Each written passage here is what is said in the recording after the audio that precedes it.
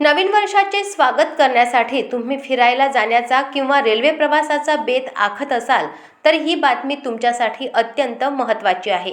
1 जानेवारी 2026 पासून मध्य रेल्वेच्या वेळापत्रकात मोठे बदल होणार आहेत।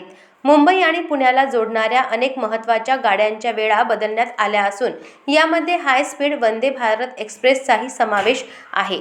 त्यामुळे घराबाहेर पडण्यापूर्वी तुमच्या गाडीची वेळ एकदा नक्की तपासून घ्या।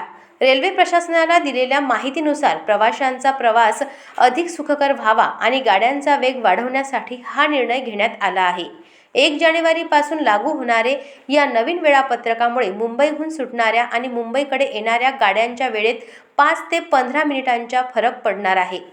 अनेक गाड्यांच्या वेळा अलीकडे किंवा पलीकडे करण्यात आल्या आहेत। लांब पल्ल्याच्या गाड्या मुंबईत सकाळी पोहोचतात किंवा रात्री सुटतात।